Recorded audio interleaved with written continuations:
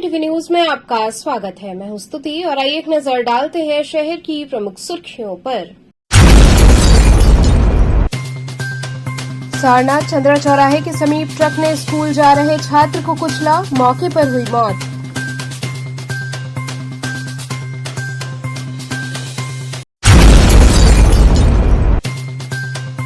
व्यापारी से लाखों रुपए की लूट करने वाले 3 अभियुक्त हुए गिरफ्तार।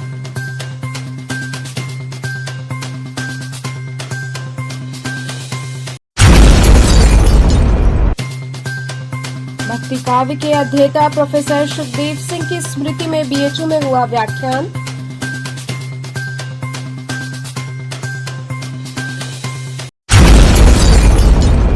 और प्रसिद्ध कवि और मानस वक्ता कुमार विश्वास अपने परिवार के साथ गंगा आरती में हुए शामिल।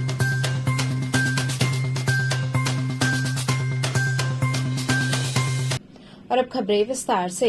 सारनाथ चंद्रा चौराहे के समीप ट्रक ने स्कूल जा रहे छात्र को कुचल दिया, जिससे उसकी मौके पर ही मौत हो गई। सारनाथ के चंद्रा चौराहे के पास बालू लदे ट्रक ने साइकिल से स्कूल जा रहे छात्र को कुचल दिया।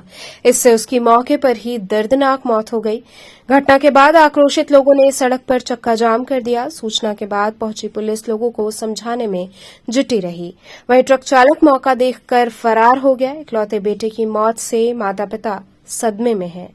पहाड़िया निवासी अजीत कुमार जायसवाल की पहाड़िया मंडी में पान की दुकान है। उनका 15 वर्षीय पुत्र Bhavesh Jaiswal BS inter college का छात्र था। बुधवार की सुबह वो साइकिल से स्कूल जा रहा था। उसी दौरान चंद्रा चौराहे के पास बालू लदे ट्रक की चपेट में आ गया। ट्रक के पहिए के नीचे आने से उसकी मौके पर ही मौत हो गई।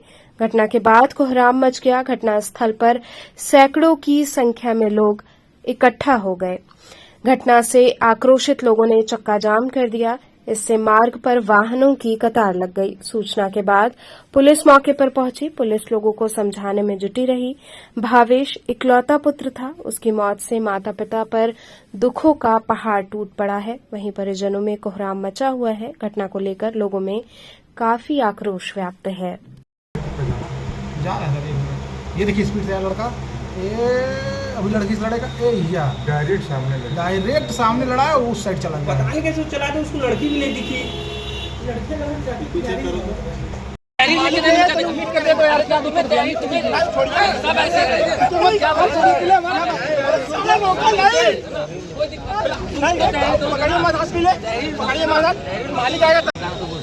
गाड़ी का मालिक है, वो भी आएगा, सब आएंगे।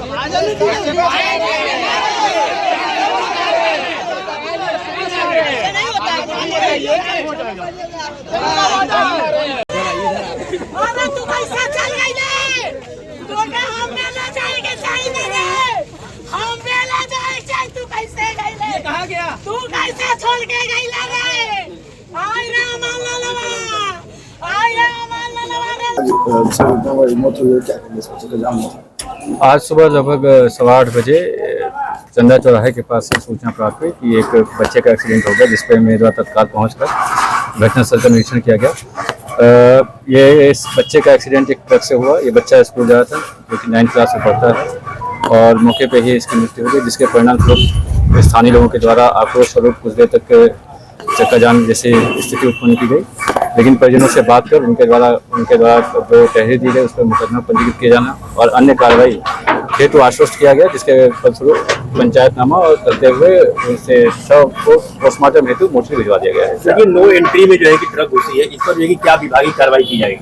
आज जो संबंधित जिम्मेदार लोग हैं, चाहे ट्रैफिक के चाहे थाना सारनाथ के जो लोग लगे हुए हैं, उनके ड्यूटी पॉइंट मंगवा के कि कौन उस पे था उस समय, उनके खिलाफ भी कार्रवाई की जाएगी। ट्रैक्टरों की बात करें तो ट्रक आता है। ट्रैक्टरों की बात करें तो इस पूरे सारनाथ थाना अंतर्गत मंडियां लगती है, मवैया पे, सब्जी मंडी के पास, संदहा, आशापुर, और लगे रोड बिना नंबर की ट्रैक्टर 85 की संख्या में एक जगह खड़ी रहती है। कार्रवाई के नाम पे कुछ नहीं होती। इस पे भी जो है, जो बिना नंबर प्लेट के ट्रैक्टर चल रहे हैं, उस पर लगातार अभियान चलाकर उनके खिलाफ भी सख्त से सख्त कार्रवाई की जाएगी। जो सड़कों पे मंडियां लगी, उसको रोकने में क्या ये प्रभारी अभी जो है, इधर जो पंचकोशी पे भी आपने देखा होगा कि जो मंडी लगती थी, उस पर लगातार नगर निगम और हमारी ट्रैफिक पुलिस के द्वारा एक अभियान चलाया गया था, जिसके फलस्वरूप दोनों तरफ की सड़कें काफी खाली कर दी गई हैं। ये अभियान लगातार चलता रहेगा और जो सड़क पर मंडियां लग रही है उनको किनारे किया जाएगा। इसमें कार्रवाई कब होगी? नो एंट्री में गाड़ी आई और किसके ऊपर गाड़ी की जाएगी? वो संबंधित के खिलाफ जो भी जिम्मेदार होगा उसके खिलाफ कार्रवाई की जाएगी। व्यापारी से लाखों रुपए की लूट करने वाले 3 अभियुक्तों को रामनगर पुलिस ने गिरफ्तार किया। व्यापारी के साथ 42,50,000 रुपए लूट करने वाले 3 अभियुक्त गणों को रामनगर पुलिस द्वारा गिरफ्तार किया गया तथा उनके पास से 8,05,000 रुपए नकद व 2 अदद पिस्टल, 32 बोर वजनदार कारतूस तथा घटना में प्रयुक्त 1 अदद मोटरसाइकिल थाना रामनगर पुलिस टीम द्वारा बरामद किया गया। थाना रामनगर पुलिस द्वारा मुखबिर खास की सूचना पर चौकी भीटी के पास बंदरगाह रोड पर एक बारगी दबिश देकर लूट की घटना से संबंधित पंजीकृत अभियोग में वांछित 3 व्यक्तियों को पकड़ लिया गया। गिरफ्तार अभियुक्तगण से पूछताछ में गिरफ्तारशुदा तीनों अभियुक्तगणों ने बताया कि विगत 22 जून को भीटी के पास नेशनल हाईवे पर बस को रोककर बस में बैठे व्यापारी को पिस्टल दिखाकर व डरा धमकाकर व्यापारी से 42,50,000 रुपए लूट लिए थे। इस घटना में हम लोगों के साथ नीलेश यादव, मुकेश दुबे उर्फ हनी व योगेश पाठक उर्फ सोनू पाठक भी सम्मिलित थे। हम लोग योजनाबद्ध तरीके से इस घटना को अंजाम दिए थे। इस घटना में हम लोगों ने अपना ही एक आदमी अजय गुप्ता को एक नाजायज पिस्टल के साथ बुलंदपुर प्राइवेट बस स्टैंड पर बस में बिठा दिए थे और कटारिया पेट्रोल पंप के पहले ही बस को रुकवाकर इस घटना को कारित किए थे। इस घटना में सूर्य प्रकाश पांडे वर्दी में ही बस को रुकवाए थे और घटना को अंजाम दिया था। ये विगत माह एक घटना हुई थी जिसमें कुछ अज्ञात लोगों द्वारा एक बस को रोक करके 2 व्यापारियों को नीचे उतारा गया और उनसे कुछ पैसों की लूट की गई। वादी जो है उन्होंने हमें सूचना दी पुलिस को और बताया कि उनके साथ ये घटना हुई है जिसमें अज्ञात लोगों द्वारा कुछ पैसे लूट किए गए। जो इसमें फिर एक मुकदमा पंजीकृत किया गया रामनगर थाने में। इसी में सीसीटीवी फुटेज और सीडीआर का एनालिसिस करके इसमें जो कुछ अभियुक्त प्रकाश में आए और उस घटना का अनावरण किया गया। इसमें कुछ लोग बड़ा गांव के रहने वाले हैं और इसमें एक जो हमारे सब इंस्पेक्टर हैं यहाँ पे पोस्टेड, उनकी भी भूमिका संदिग्ध आई। उनको अभी हिरासत में ले लिया गया है, सबसे पूछताछ की जा रही है। कुल 42 लाख की ये लूट हुई थी, जिसमें से अभी लगभग 8 लाख के अराउंड पैसा रिकवर हो गया है। इसमें जो स्पेशल टीम गठित की गई थी वो additional DCP Kashi zone madam के द्वारा गठित की गई थी और इसका अब सफल अनावरण किया जाएगा। जो अभियुक्त प्रकाश में आए हैं उनको पकड़ लिया गया है और अभी कुछ लोग फरार हैं जिनकी तलाश लगातार जारी है और गिरफ्तारी होने पर सख्त से सख्त कार्रवाई इस पर की जाएगी। अभी इसमें जो सब इंस्पेक्टर है उनकी संदिग्ध भूमिका को मिलाकर के 2 जो अभियुक्त हैं उनको गिरफ्तार किया गया है और अभी अन्य 3 जो है वो फरार चलते हैं। इनके पास 2 असला बरामद हुए हैं, कुछ जिंदा कारतूस बरामद हुए हैं और मोबाइल फोन इनके कब्जे में ले लिए गए हैं जिनका फोरेंसिक एनालिसिस कराया जाएगा। अभी जो मुकदमा पंजीकृत हुआ है उसमें हम लोग इन्वेस्टिगेशन के दौरान धाराओं का जो भी इसमें धाराएं ठीक बैठेंगी उनको लगाया जाएगा विधिक जो परामर्श लेकर के और उसके बाद इसमें सख्त से सख्त कार्रवाई हम करेंगे। इसमें एक जो है उन पे जुवेनाइल एक्ट के तहत 302 का मुकदमा चला है, एक जो है इनमें 363-66 के अभियुक्त आए हैं। भक्ति काव्य के अध्येता प्रोफेसर सुखदेव सिंह की स्मृति में बीएचयू में व्याख्यान आयोजित हुआ। काशी हिंदू विश्वविद्यालय के सामाजिक विज्ञान संकाय के सभागार में कबीर विवेक परिवार का संयुक्त आयोजन प्रोफेसर सुखदेव सिंह की स्मृति में व्याख्यान का आयोजन किया गया। कार्यक्रम का शुभारंभ मालवीय जी की प्रतिमा पर माल्यार्पण कर किया गया। इसके बाद दीप प्रज्वलित हुआ। इसके पश्चात कुलगीत की प्रस्तुति हुई। इस दौरान हिंदी विभाग महिला अध्ययन एवं विकास केंद्र के समन्वयक आशीष त्रिपाठी ने बताया कि हिंदी के महत्वपूर्ण विद्वान प्रोफेसर सुखदेव सिंह की जयंती पर उनका परिवार और विश्वविद्यालय मिलकर कार्यक्रम आयोजित करता है। जिसमें उनकी स्मृति, उनके कार्य को हम याद करते हैं और उन्होंने जो कार्य किया था उससे जुड़कर ही हम उन विषयों पर बातचीत करते हैं। वो मूलतः भक्ति काव्य के अध्येता थे और इसलिए आज हमने एक बहुत महत्वपूर्ण भक्त कवि जायसी पर चर्चा की है, जिसमें हिंदी के महत्वपूर्ण कवि अष्टभुजा शुक्ल ने शिरकत की है। उन्होंने बताया कि कार्यक्रम का उद्देश्य छात्रों को भक्ति काव्य के भीतर जो सांस्कृतिक चेतना है उससे परिचित कराना है और उसके साथ ही जो दिमाग से तमाम चीजें विस्मृत हो रही हैं उनको पुनः याद दिलाना है। इस दौरान professor Binda Paranjape, doctor Bhagwati Singh, professor Manoj Kumar Singh, professor Ashish Kumar Tripathi, doctor Preeti Tripathi कार्यक्रम में मौजूद रहीं।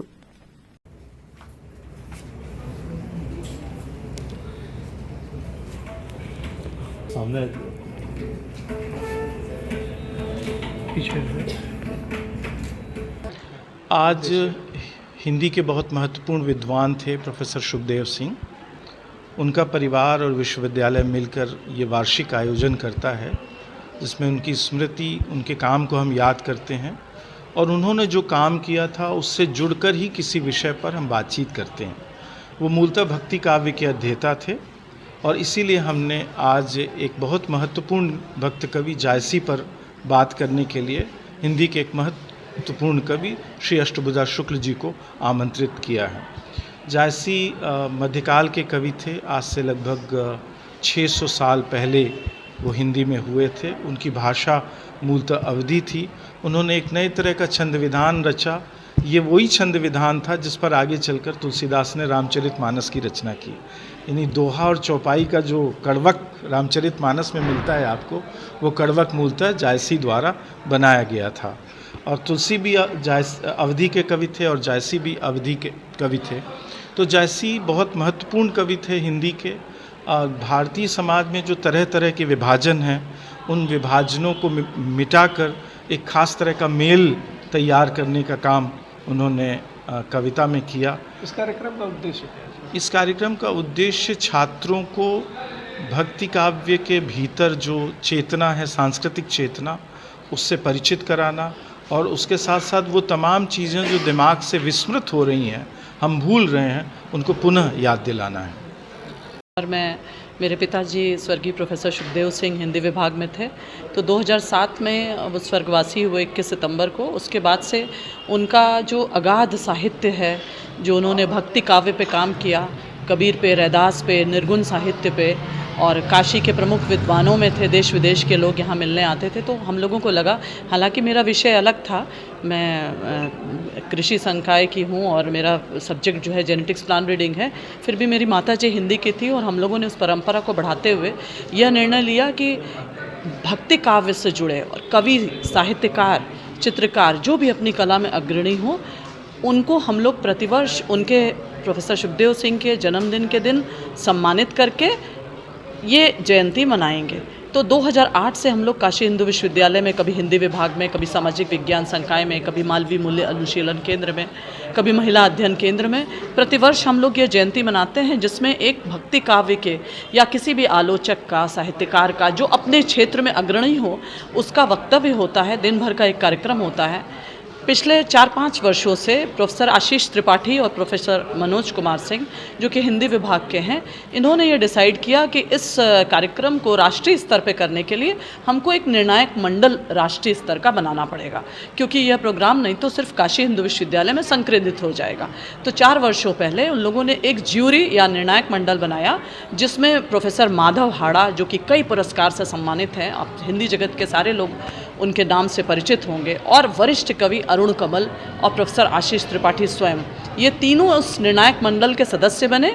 और यह प्रक्रिया लगभग 2-4 महीने पहले शुरू हो जाती है, जिसमें यह निर्णायक मंडल बैठ के यह निर्णय लेता है कि इस बार किसे सम्मानित किया जाएगा। जैसे कि पिछले वर्ष जो है प्रोफेसर पुरुषोत्तम जो हैं, जो कि JNU के थे, उनको सम्मानित किया गया था। दादू काव्य पे उन्होंने कुछ बोला था।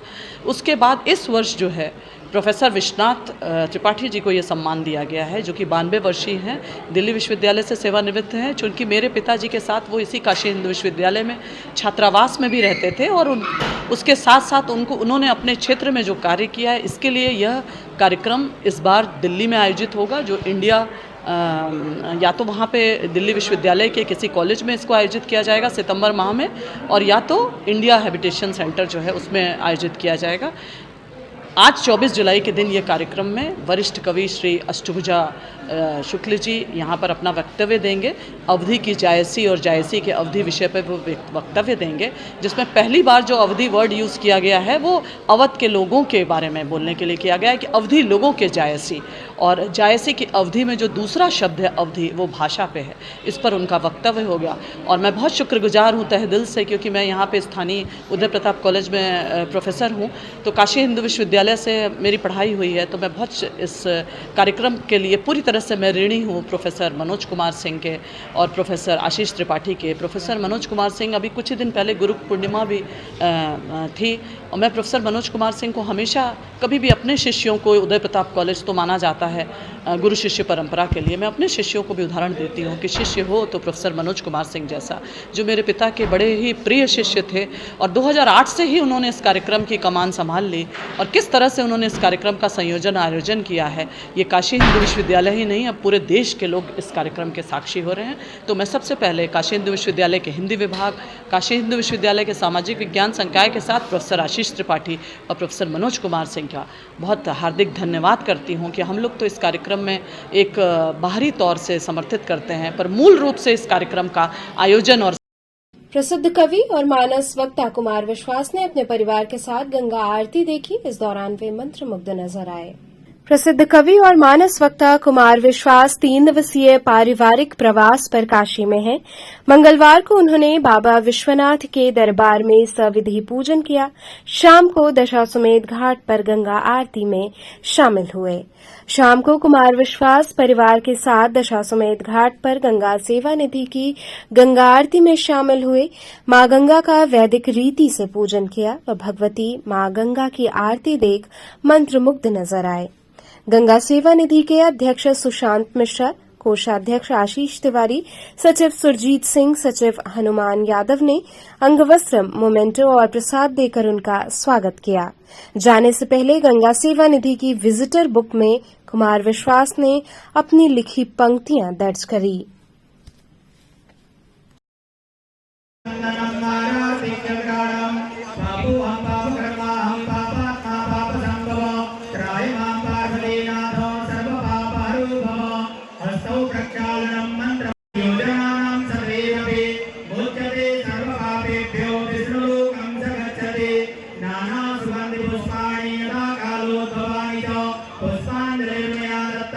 लोहराबीर आजाद पार्क में देश के महान क्रांतिकारी पंडित चंद्रशेखर आजाद की जयंती मनाई गई।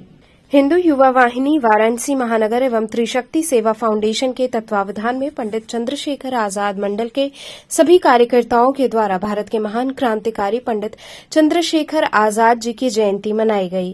कार्यक्रम में महानगर अध्यक्ष धनंजय सिंह एवं मंडल के प्रभारी दिनेश अग्रहरी के द्वारा माला पहनाकर बड़े धूमधाम से लोहराबीर पार्क में कार्यक्रम आयोजित हुआ, जिसमें मंडल के संयोजक आशीष जायसवाल ने राहगीरों में मिठाई का वितरण भी किया।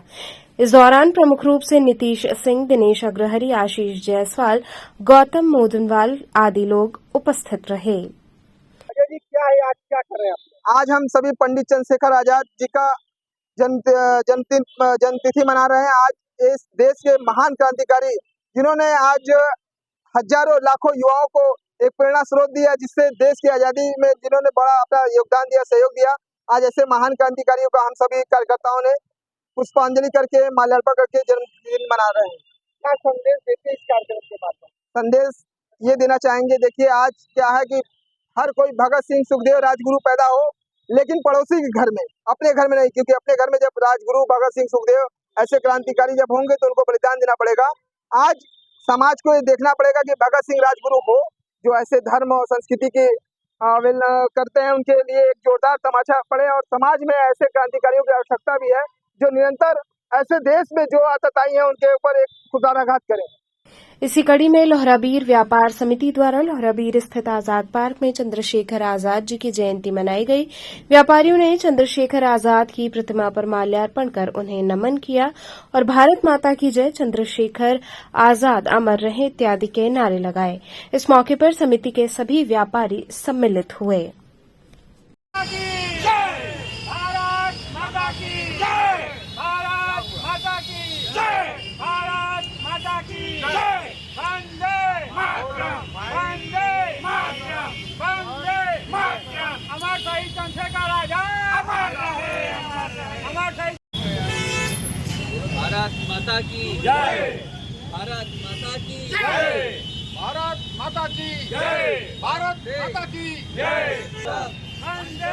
क्या कर रहे हैं आप लोग? आज हमारे आजाद जी का जन्मदिन है, तो हम लहुराली व्यापार मंडी के लोग प्रतिवर्ष विगत कई वर्षों से उनके जन्मदिन पर तिलक और मालार्पण करते हैं कि जो उनकी आज़ादी में जो उन्होंने पूरा सहयोग देश के लिए दिया है, अपना जान अर्पण किया, निछावर किया है, उसी को लोग याद करें और देश में हमेशा सहयोग और सावधाना बनाते हुए हमेशा सबका सहयोग करें। यहाँ वक्त हो चला है छोटे से ब्रेक का। बने रहिए केटीवी न्यूज के साथ।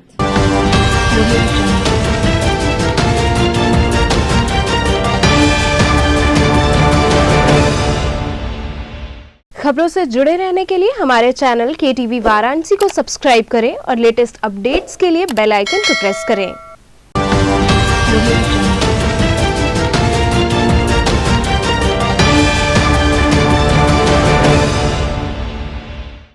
ब्रेक के बाद आपका स्वागत है। सुसवाही क्षेत्र में पैसे की लेन देन को लेकर कथावाचक प्रवीण पांडे के साथ मारपीट हुई। चितईपुर थाना अंतर्गत सुसवाही क्षेत्र में कथावाचक प्रवीण पांडे के ऊपर हमले किए जाने का मामला प्रकाश में आया। चितईपुर थाने में प्रवीण पांडे की ओर से दिए गए प्रार्थना पत्र में उन्होंने बताया कि वो अपने 2 बच्चों और पत्नी के साथ सुसवाही स्थित रमेश गुप्ता की दुकान के पास किसी कारणवश रुके, जहां उनके साथ पैसे के लेन देन को लेकर गाली गलौज और मारपीट की गई एवं उग्र भीड़ में पत्रकार एवं अधिवक्ता के साथ भी दुर्व्यवहार हुआ। उन्होंने इस मामले को संज्ञान में लेते हुए उचित कार्रवाई किए जाने की मांग की है। ले मार अकेला ली तो मार सारे रोड पर झूठा का नमस्वा करी ये सारे लड़का कसम किया। तुम्हारा पैसा बाकी है, कितना पैसा बाकी बताओ, कितना पैसा बाकी है? पैसा बाकी हो गुंडाई कर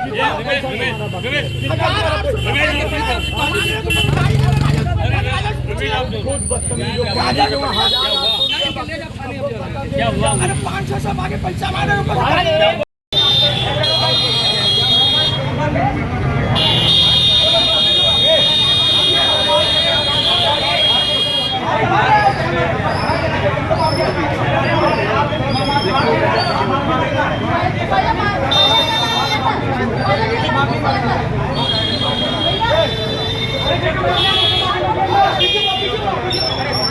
क्या घटना घटी है?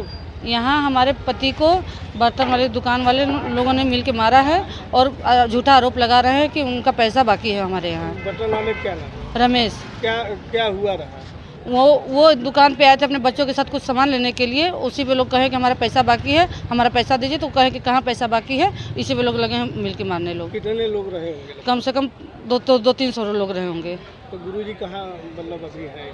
गुरुजी को पुलिस चौकी ले गए हैं लोग। तो कैसे जान बचाई उन्होंने? उन लोगों को एक दुकानदारों ने अपने घर में उनको बंद कर दिया है, किसी को अंदर नहीं जाने दिए हैं लोग।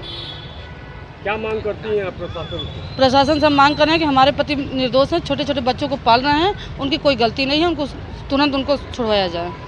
चितरंजन पार्क के समीप सावन मास पर्यंत काशी आने वाले कांवरियों और श्रद्धालुओं को भोजन वितरण कार्यक्रम आयोजित किया जा रहा है। दशाश्वमेध घाट पर स्थित चितरंजन पार्क के समीप सावन मास पर्यंत आने वाले हजारों कांवरियों और दर्शनार्थियों को प्रतिदिन सामाजिक संस्था के द्वारा भोजन वितरण का कार्यक्रम किया जा रहा है। पूरी सब्जी, हलवा, पापड़, खीर और विभिन्न प्रकार की मिठाइयां दर्शनार्थियों में वितरित की जा रही है। दर्शनार्थी हर हर महादेव का उद्घोष करते हुए प्रसाद ग्रहण कर रहे हैं। प्रसाद वितरण करने वालों में प्रमुख रूप से ललित बेरीवाल, मुकेश शर्मा, गीतकार कन्हैया दुबे, विजय मिश्रा, राजेश शर्मा, किशन चौधरी, सुनील शर्मा सहित अनेक लोग शामिल थे। ये कार्यक्रम 1 महीने तक ललित बेरीवाल की तरफ से अनवरत चलता रहेगा।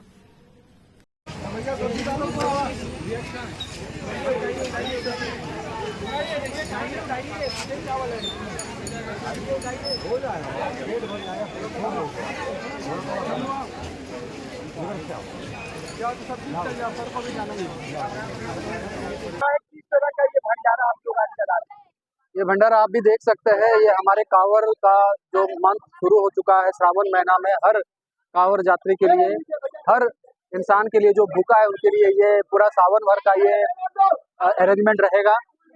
और आप देख सकते हैं लोगों में उत्साह, कितना बड़ा लाइन है। और ये पूरा आयोजन हमारे डायरेक्टर श्री ललित बेरीवाल जी के इच्छा से हो रही है। इच्छा तो प्रभु की होती है, बट उनकी श्रद्धा से हो रही है। और ये पूरा सावन लास्ट ईयर भी हम लोग किए थे और लोगों में काफी उत्साह है। क्वालिटी ऑफ फूड, जो खाने का क्वालिटी बहुत अच्छी मान के हम खुद खाए हैं। यहाँ पे सवेरे भगवान का पूजा हुआ है और उसी अन्न को हम लोगों को खिला रहे हैं और लोगों में बहुत आनंद है। ये पूरा रोज 800-900 लोगों का व्यवस्था रहता है, पूरा सावन भर चलेगा ये। और सबसे अच्छा बात है कि इसमें हम क्वालिटी का भी बहुत ध्यान देते हैं कि लोग खा के उसके तन मन सब में आनंदमय हो चुके, ये सोच के हम इस विचार को आगे रखते हैं। ये शाम स्टील के द्वारा हो रहा है। इसमें हमारी डायरेक्टर कंपनी के मालिक ओनर श्री ललित बेरीवाल जी का योगदान है। उनकी इच्छा से हो रही है और उनकी श्रद्धा से हो रही है। जबकि श्रद्धा तो मैं पहले बताया कि बाबा का ही है, इच्छा बाबा का है, बट वो उनका भक्त है और उनकी अनुकरण में हम लोग ये कर रहे हैं। देखिए, सांस्कृतिक विरासत की राजधानी काशी है। काशी के हृदय स्थल पर वाराणसी में अन्नदान का बड़ा महत्व होता है। अन्नपूर्ण सदा पूर्ण शंकर प्राण वल्लभे ज्ञान वैराग्य सिद्धार्थ भिक्षाम दई छुपारती। यहाँ जो अगर भिक्षा ले रहा है या जो भोजन ले रहा है वो शिव के रूप में है और जो दे रहा है वो माता अन्नपूर्णा का अंश है। उनकी कृपा से ये हो रहा है। ये श्याम स्टील की तरफ से ये कार्यक्रम अनवरत 1 महीने तक अखंड रूप में ये भंडारा तमाम व्यंजनों के साथ तरह तरह के प्यारे प्यारे व्यंजन जैसे पूड़ी सब्जी मिठाई तमाम तरह की सब्जियां और तमाम चीज जो लोगों को बांट करके जो दूर दराज से कांवरिये आ रहे हैं, श्रद्धालु आ रहे हैं, भक्त आ रहे हैं, उनको दिया जा रहा है और वो इसको प्राप्त कर रहे हैं। अन्नपूर्णा का प्रसाद प्राप्त करके खुशियां मना रहे हैं और लोगों को आशीर्वाद दे रही हैं। और ये श्याम स्टील अनवरत इस तरह के कार्य को करता रहता है।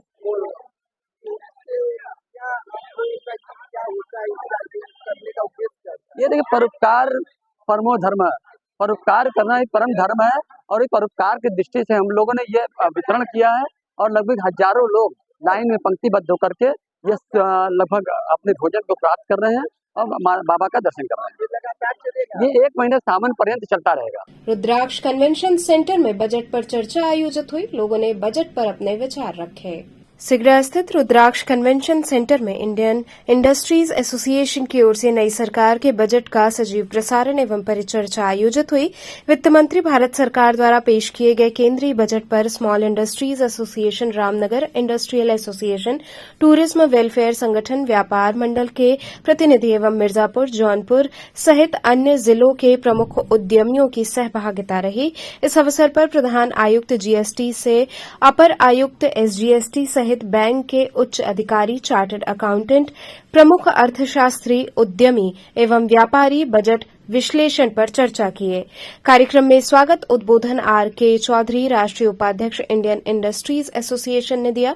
इस दौरान उपस्थित लोगों ने अपना अपना वक्तव्य दिया। वहीं राष्ट्रीय उपाध्यक्ष आर.के. चौधरी ने कहा कि भावी युवा उद्यमियों के लिए 500 बड़ी कंपनियों में इंटर्नशिप की अच्छी योजना है। अर्थशास्त्री professor Anup Mishra, professor K S. Jaiswal ने कहा कि बजट में सभी वर्गों पर फोकस है।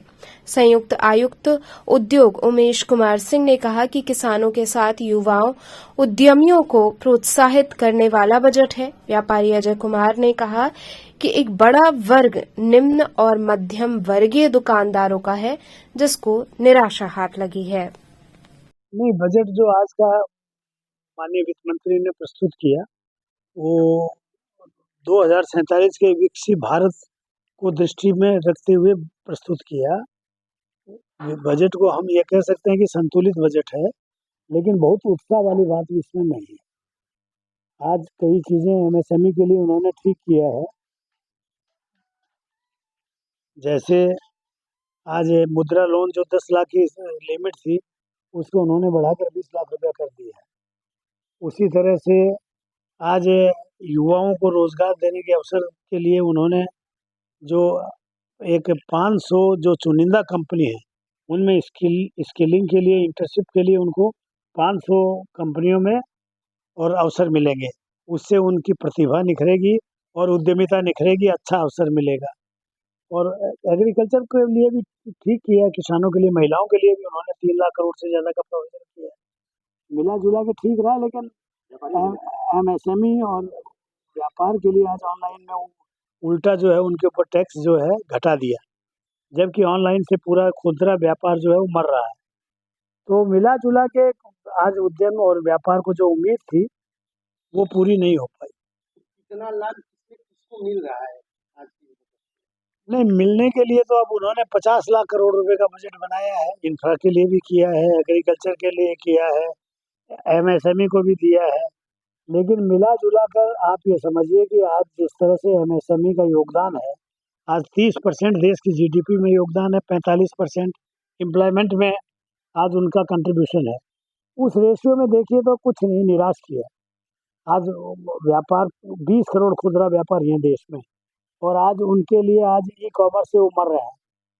ये था कि ई-कॉमर्स का कुछ इस तरह का उपाय ये लोग तलाशेंगे जिससे ये जो व्यापार, खुदरा व्यापार न खत्म हो, लेकिन इस दिशा में कुछ ऐसा दिखाई नहीं दिया। व्यापारियों को इससे कोई राहत नहीं? मिला-जुला के आप ये कह सकते हैं कि कोई ऐसी राहत नहीं मिली कि उत्साह हो सके व्यापारी। देखिए, बजट में तो बहुत सी चीज़ें ऐसी आई हैं जो कि बड़े उद्योगों के लिए, कॉर्पोरेट जगत के लिए तो काफ़ी सराहनीय है।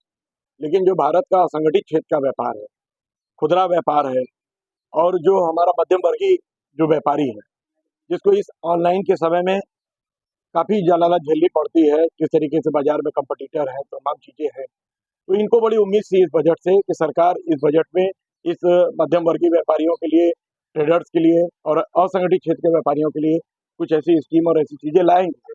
क्योंकि आप देख रहे हैं कि जब से आत्मनिर्भर भारत की बात चल रही है, कहीं न कहीं हम एक व्यापारी अपने पीछे कम से कम 10 परिवारों का भरण पोषण कर रहा है। तो कहीं न कहीं सरकार को इनके बारे में भी सोचना चाहिए था, और इनसे बड़ी उम्मीदें थी कि सरकार इस चीज़ों को कुछ देगी, जिससे ऑनलाइन जैसे आज के जो गंभीर विषय हम लोगों के लिए है, ऐसे हम अपने व्यापार को एक प्रतिस्पर्धा के दौर में अच्छे से कर सकें।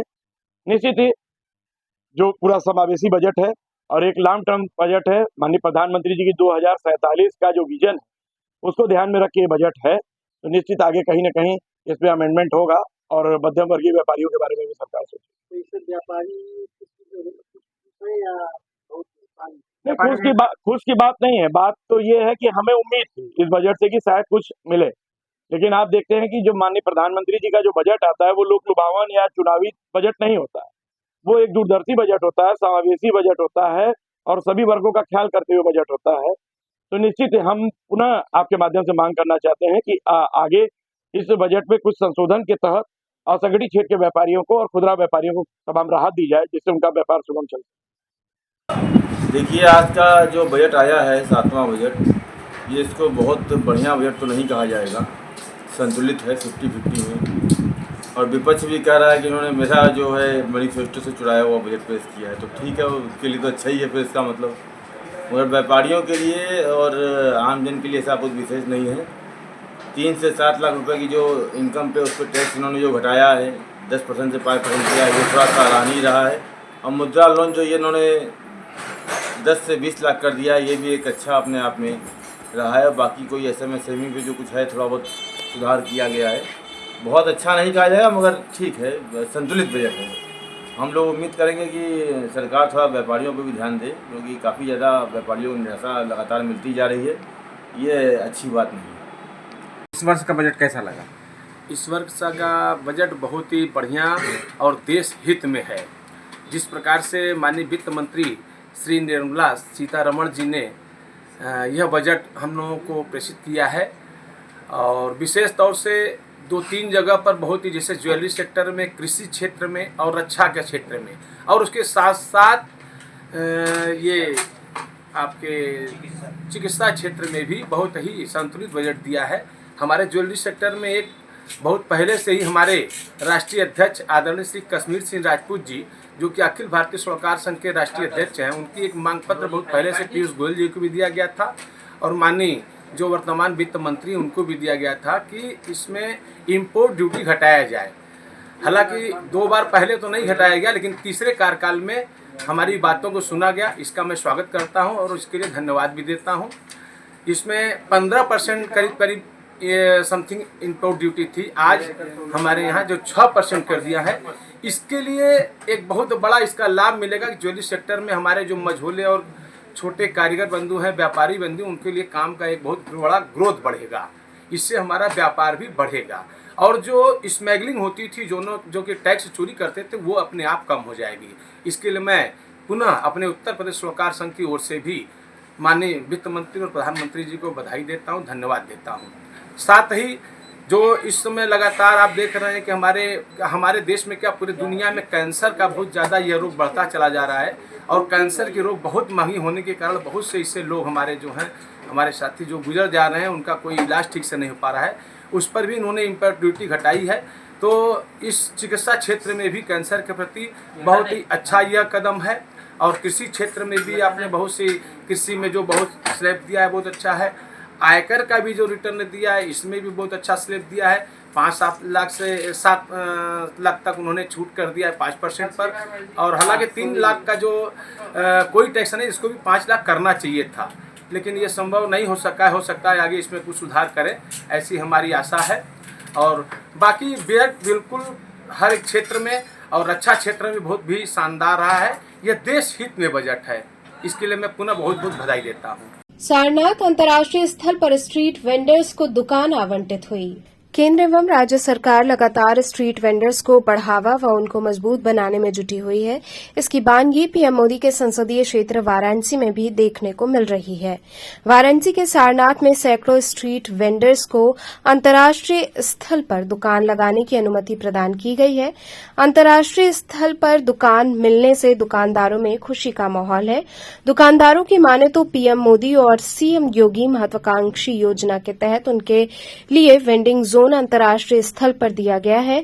इस स्थल पर देश विदेश के पर्यटक आते हैं। ऐसे में स्ट्रीट वेंडर्स को काफी फायदा होने वाला है। आज कुछ नया देखने को मिल रहा है, क्या कुछ बहुत ही अच्छा। मैं प्रधानमंत्री जी को मैं अपने संस्था की तरफ से मैं आभार प्रकट करना चाहता हूं कि वो जो स्टेडियम सिगरा स्टेडियम में कार्यक्रम था, उस कार्यक्रम में 3 जगह का वेंडिंग जोन बना करके देने की बात कही थी।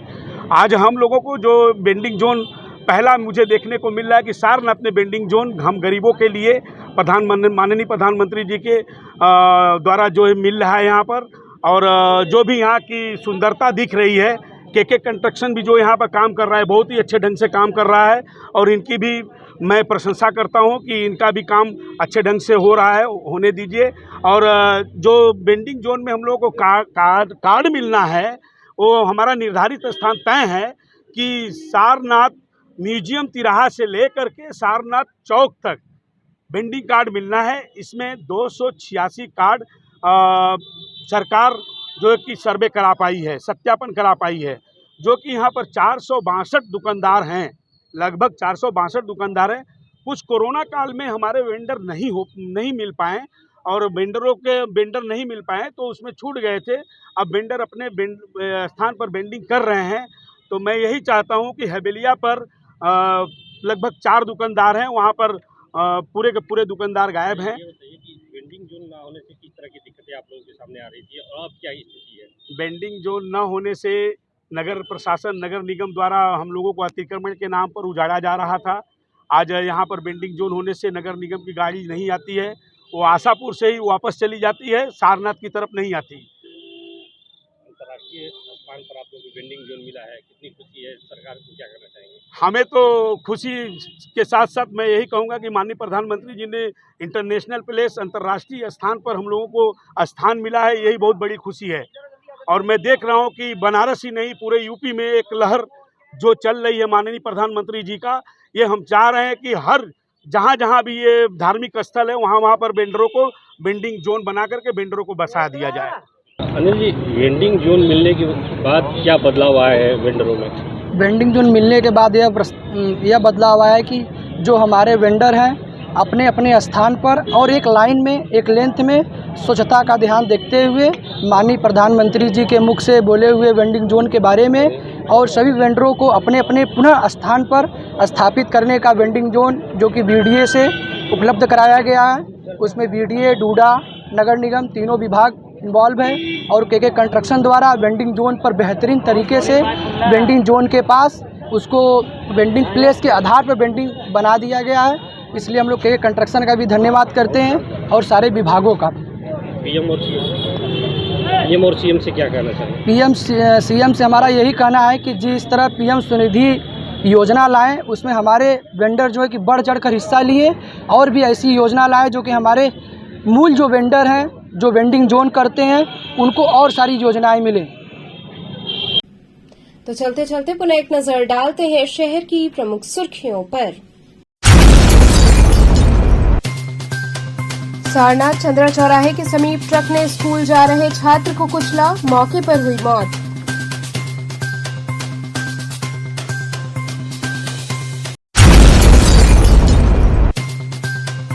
व्यापारी से लाखों रुपए की लूट करने वाले 3 अभियुक्त हुए गिरफ्तार।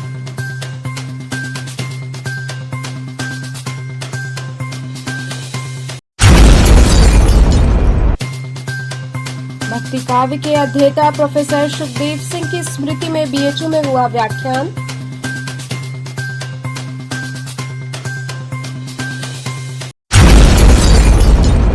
और प्रसिद्ध कवि और मानस वक्ता कुमार विश्वास अपने परिवार के साथ गंगा आरती में हुए शामिल।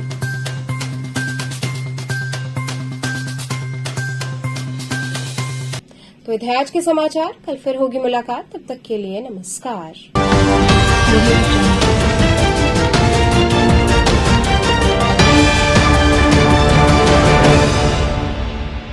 खबरों से जुड़े रहने के लिए हमारे चैनल KTV वाराणसी को सब्सक्राइब करें और लेटेस्ट अपडेट्स के लिए बेल आइकन को प्रेस करें।